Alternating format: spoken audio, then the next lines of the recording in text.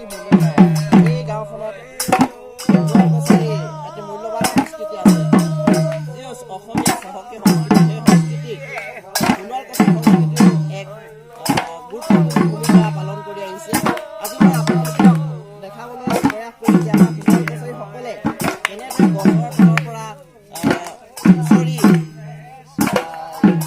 মানুহৰ অৰ্থাৎ গৃহস্থ ঘৰলৈ যায়, সেই তাকে মই আপোনালোকক আজি দেখাবলৈ প্ৰয়াস কৰিছোঁ। আপোনালোকে বিতৰ্ক নকৰিব, হয়তো বাক্য গাঁথনি নথকা শব্দত কেতিয়াবা কোনো ভুল হৈ যাব পাৰে। আপোনালোকে বিতৰ্ক নকৰি দেখুৱাই দিলে আমি দেখাই দিম।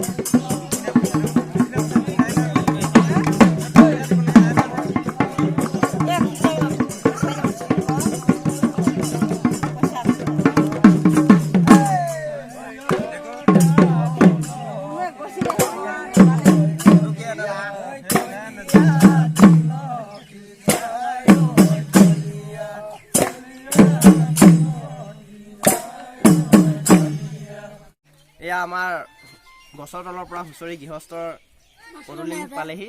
সেয়েহে গৃহস্থই ভকতসকলক তেখেতৰ ঘৰৰ চোতাললৈ আদৰণি জনাইছে। তেখেতে এনেদৰে সেৱা জনাই ভকতসকলক আদৰণি জনাইছে।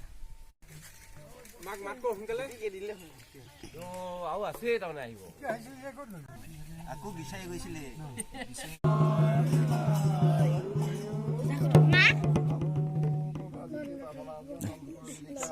গৰখীয়া ভকতে হুঁচৰি গোৱা উপলক্ষে হাতত টকা বাকী লৈ গৃহস্থৰ ঘৰত অহা হৈছে। গৃহস্থই এখন শৰাই শলিতা লৈ এটিগুৰা অৰিজনা সহিতে সেৱা জনাইছে। এই সেৱাটোৱে সকলৰ কল্যাণৰ উপায় মংগল দূৰ কৰি সকলোখিনি ঘৰত ইয়াৰ পিছত যি আছে সকলোখিনি গৰখীয়া ভকতৰ বৈদ্যুতিক আগতে মাৰ্জনা কৰিব বুলি গুৰুগোবিন্দই